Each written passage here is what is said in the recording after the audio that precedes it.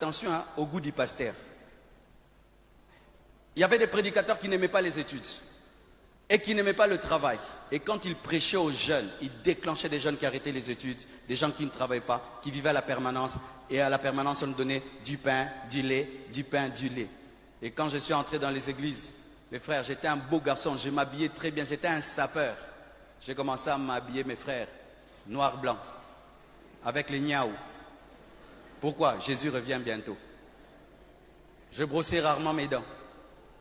Je brossais avant 2 fois mes dents, le matin et la nuit. 1 fois suffisait. Je me lavais plus beaucoup. Je sentais le bouc. Et je disais c'était l'onction. Cela Moutunan Jambé. Basola Jean-Baptiste. Oui, en ce temps-là, quand tu es un frère très beau, on dit que tu es charnel. Pour être un frère d'onction, tu veux être bizarre. Frère, alléluia. Frère, ce n'est pas collable. Et j'étais dans une bonne famille. Et mon père a vu comment son fils, qui était excellent, s'abîmait. Il n'a jamais venu dans cette église-là. Il n'a jamais cru en ce pasteur-là. Et il a méprisé cette église-là. Parce que quand il me voyait, c'est que l'église avait fait de moi. Il a dit le message est mauvais. Quand on vous prêche l'enlèvement, on ne vous dit pas de ne rien faire en attendant. D'ailleurs, faites beaucoup. Travaillez dur et laissez des traces sur la terre. Et surtout, gagnez les âmes et devenez grands pour soutenir l'évangélisation. Sinon, un tel message, vous allez arrêter les études, vous allez arrêter le travail, vous allez négliger vos familles et ce n'est pas de Dieu. Le grand Paul disait, celui qui ne travaille pas, qui ne mange pas.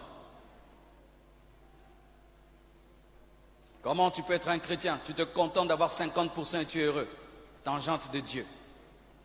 Comment tu peux être un chrétien? Tu te contentes que des petites choses. Ce n'est pas que Dieu t'a limité à ça. Tu es médiocre. Comment tu peux être chrétien? Tu aimes la bassesse. Tu aimes la saleté. Tu comprends le désordre. Tu comprends la dépendance, le parasitisme. Ça ne te dérange pas. Tu n'as aucun grand rêve, mais tu es chrétien. Au nom de quoi? Jésus revient bientôt. Tu penses que le chrétien qui réussit dans sa vie ne sera pas reçu au ciel? Tu penses que le chrétien qui a fait des grandes choses ne sera pas reçu au ciel? Des fois les chrétiens, vous lisez mal les hommes de Dieu, vous les écoutez mal. Oyedepo est le plus grand producteur de l'igname au Nigeria. Mensa Otabil a construit la plus grande université de son pays, mais c'était un chrétien. Pourquoi on ne peut pas faire des grandes choses en attendant? Notre seul rêve, c'est fuir la terre. Alors si Jésus-Christ, jusqu'à ta mort, n'est pas revenu, tu vas mourir et tu ne laisses rien de grand sur la terre. Tu as vécu comme si rien.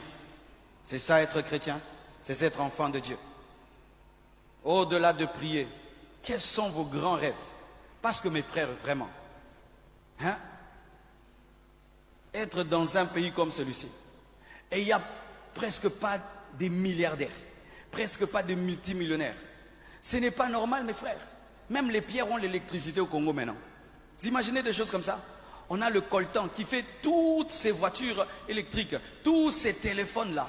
Mais nous qui avons tout ça sous nos pieds, aucun rêve dans nos têtes de les utiliser et de les employer. Au nom de l'évangile.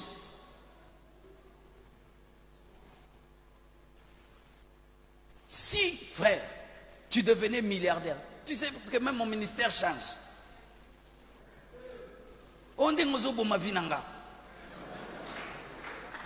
Alléluia. Vous allez aller lundi, vous revenez mardi. Ah, pensez comme il là, vrai ou faux?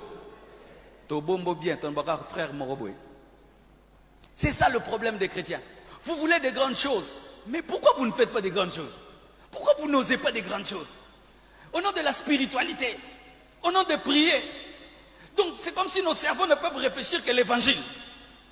Donc ton cerveau ne peut pas réfléchir comment je peux être millionnaire. Comme je prêche là, il y a même des gens qui vont dire que je me suis égaré. Vraiment, hein? Alors pendant qu'on est comme ça, les païens vont devenir des millionnaires et des millionnaires. Ils vont acheter les parcelles. Nous on va toujours continuer à louer chez eux. Ils nous chassent à gauche, ils nous chassent à droite, ils nous chassent à gauche, à droite. Dieu n'a pas dit ça. Dieu n'a pas dit ça. Dieu n'a pas dit que la spiritualité est incompatible au travail et aux grandes choses. Non, Dieu n'a pas dit ça. possible de faire des grandes choses, être très spirituel. C'est possible d'attendre l'enlèvement, mais je fais aussi des grandes choses sur la terre. C'est possible d'attendre le ciel et d'impacter la terre.